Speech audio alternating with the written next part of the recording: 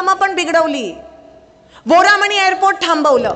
NTPC वरून दुहेरी pipeline येणार होती, ती पण थांबवली. उद्धव साहेब, आज सोलापूर शहराला 8-8 दिवसाआड पाणी मिळतं. एवढी वाईट परिस्थिती कधीच नव्हती सोलापूर शहरावर. हे पाप भारतीय जनता पक्षाचं आहे. आज 2 वर्ष झाले महानगरपालिकेची इलेक्शन्स घेतली नाहीत महाराष्ट्रात आणि पाण्याचं नियोजन नाही. आज 8-8 दिवसाआड पाणी येतं. त्या बोरवर मोटर लावावी लागते आणि त्या मोटरवर लहान लहान मुलं त्या मोटरला हात लावून मृत्युमुखी पडतायत. कोणाचा पाप आहे हा? भारतीय जनता पक्षाचा. कालच औसे वस्तीमध्ये एका तरुणाचा मृत्यू झाला त्या मोटरला शॉक लागून. रस्ते कुठे? स्मार्ट सिटी बनवण्याचं नाटक केलं.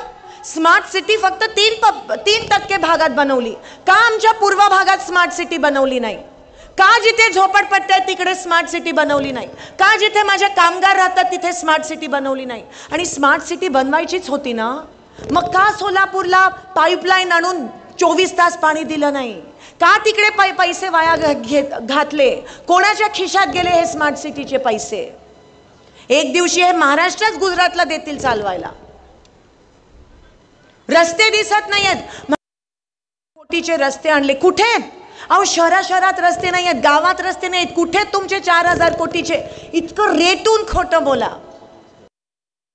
उद्योग IT पार्क कुठे? एक पण उद्योग आणला नाहीये सोलापुरात NTPC नंतर. आणि ज्या थाटामाटात तुम्ही आलेले, जे पंतप्रधान म्हणतात की मी प्रत्येकाच्या खात्यात 15 लाख जमा करू शकतो, ते केवढं काय करू शकतात? केवढं काय करू शकतात? काय केलं? फक्त तुमचा वापर. तुमच्या मताची किंमत नाही राहिली BJPला. त्या शेतकऱ्याच्या जीवावर निवडून आले, त्या कामगाराच्या, त्या महिलेच्या जीवावर, त्या तरुणाच्या जीवावर निवडून आले आणि आज तुमच्याच पोटावर पाय देण्याचं काम हे BJP करत आहे. GSTचा राक्षस, महागाई, दुष्काळात 13वा महिना, अशी परिस्थिती निर्माण झाली आज माझ्या सोलापुरात. जेव्हा मुलगा 10वीला बसला असतो आणि 10वी नापास होतो तेव्हा घरामध्ये दुखावटा असतो की बाप रे, त्याचं 1 वर्ष वाया गेलं. तरी 10वीचा पेपर देऊ शकतो तो आणि पास होऊ शकतो. पण सोलापूरचं काय? 10 वर्ष मागे गेलं सोलापूर. कोण जबाबदार? आणि अजूनही येतात तुमच्या समोर आणि काय म्हणतात? उमेदवाराच्या चेहऱ्याकडेच बघू नका. किती फसवणार, अजून किती फसवणार? आणि म्हणून काँग्रेसची आणि महाविकास आघाडीची गरज आहे. कारण का ज्यांना तुम्ही सत्ता दिली त्यांनी लोकसभेमध्ये जाऊन काहीही केलं नाही. त्यांनी खासदारकी वाया घालवली, लोकशाहीचा अपमान केला, तुमचा अपमान केला. केवढं काय करू शकले असते, केवढं काय बोलू शकले असते, पण नाही, त्यांनी वाया घालवली. आणि म्हणून महाविकास आघाडीची गरज आहे. त्यांच्या पक्षात तर ते बोलत नाहीत ना, हुकुमशाही आहे. लगेच बोलले तर ईडी लावतात त्यांच्या मागे. उद्धव साहेब, सोलापुरात तर विचारू नका. मागच्या 3 दिवसापासून त्यांना माहिती आहे की जनमत त्यांच्या सोबत नाही आहे, तर फोन कॉल करतायत आणि धमक्या देत आहेत. ईडी करीन, कारखाना सील करीन, केस टाकीन, अरेस्ट करीन, मागच्या सगळ्या केसेस चालू करीन. फक्त धमकीचं राजकारण चालू आहे इथे. म्हणजे कसं? म्हणजे त्यांचे नेते असे धमकी देत आहेत, मोठे मोठे नेते. अहो महाराष्ट्रात चालवा, इकडे धमकी काय देत बसलायत? आणि सोलापूरची एकी बिघडवली ना तर खबरदार. हे 4 हुतात्म्यांचं शहर आहे. कोणी बाहेरचं येऊन आमची एकी नाही बिघडू शकत. धर्म, जात पात ह्याच्या पुढे ह्यांना काही सुचत नाही. समाजामध्ये तेढ नावण्याचं पाप भाजप करते. एकीकडे शेतकरी उपाशी मरतोय, दुसरीकडे माझी माय माऊली वण रेशन दुकानात फिरते, तिथे तिला धान्य मिळत नाही, रॉकेल बंद केलंय, पाणी मिळत नाहीये, आणि तुम्हाला हे सुचतंय? शी. लोकांमध्ये तेढ, महागाई, 300 रुपयाचं 1200 रुपये, कसं काय जगतोय माझा कामगार, आणि तुम्हाला हे सुचतं? आदम मास्टर साहेबांनी कष्ट करून घरं आणलेली, त्याचं पण आयत्या वेळात नागोबा. आज दमदाटी, आज कोणकोणते तरी रेकॉर्ड व्हिडिओ व्हायरल झाला की सभेला गेलेले सकाळी, आणि खरंच वाईट वाटतं. म्हणजे पंतप्रधानांच्या सभेसाठी फक्त 20,000 लोक. अहो आमच्या गड्डा यात्रेला त्याच्यापेक्षा जास्त लोक आहे. आणि तिकडे माझ्या काही बीडी कामगार महिला होत्या आणि त्या म्हणाल्या की आम्हाला जबरदस्ती बोलवण्यात आलं, आम्हाला सांगण्यात आलं की तुम्ही नाही आला तर आम्ही तुमचा पगार कापू. खेद, शेम. आणि हे मी नाही, मला कोणीतरी तो व्हिडिओ पाठवला. हे मी नाही, त्यांच्यासारखं जाऊन करतात ना, हे बोला हे बोला, असं आपण करत नाही, दमदाटी देत नाही. आणि म्हणून मला असं वाटतं की आता सोलापूरला पुढे नेऊन जाण्याची वेळ आली आहे. मी 15 वर्ष तुम्ही मला सांभाळलं, 15 वर्ष तुम्ही मला तुमची आमदार म्हणून तुमची सेवा करण्याची संधी दिलीत. 3 टर्म तुम्ही मला आमदार बनवले. ही सोपी गोष्ट नाही आहे ह्या शहर मध्यातून. कामामुळे तुम्ही मला आशीर्वाद दिला.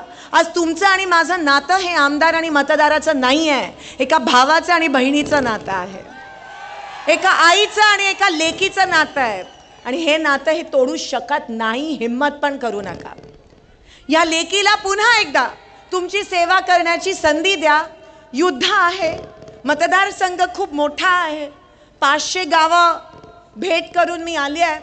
7 दिवस राहिले आहेत, रात्र वैराची आहे आणि तुम्हाला माहिती आहे कसे येतात. गाफील नका राहू. 7 मेला आशीर्वाद स्वरूपात तुमचं मतदान या महाविकास आघाडीच्या तुमच्या ह्या बहिणीला करा. मी 1 नंबरवर आपलं त्या ठिकाणी बटन आहे आणि आशीर्वाद देऊन पुन्हा एकदा तुमची सेवा करण्याची संधी आणि अहोभाग्य मला द्या. एक वेळेस ही लढाई माझ्यासोबत लढा, पुढची सगळी लढाई मी सक्षमपणे तुमच्यासाठी एकटी लढायला तयार आहे.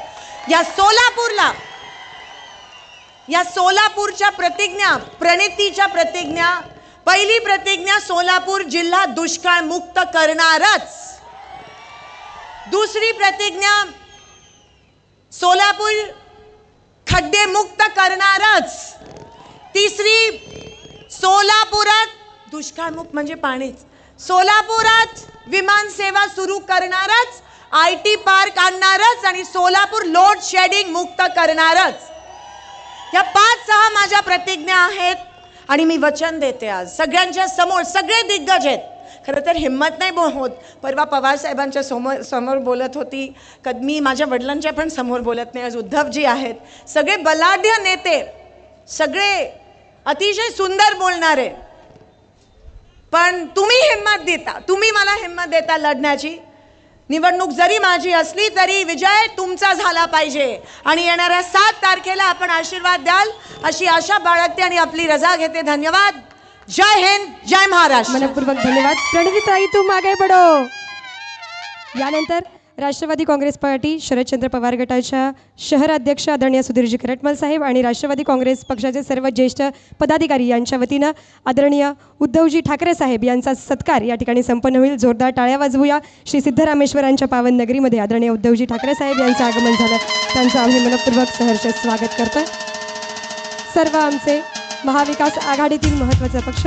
यानंतर कोविड काळामध्ये त्यांच्या कार्याची दखल वर्ल्ड हेल्थ ऑर्गनायझेशनने घेतली असे माजी मुख्यमंत्री पक्षप्रमुख सच्चे शिवसैनिक आदरणीय उद्धवजी बाळासाहेब ठाकरे साहेबांना विनंती करते, आपण या विराट सभेला संबोधित करा.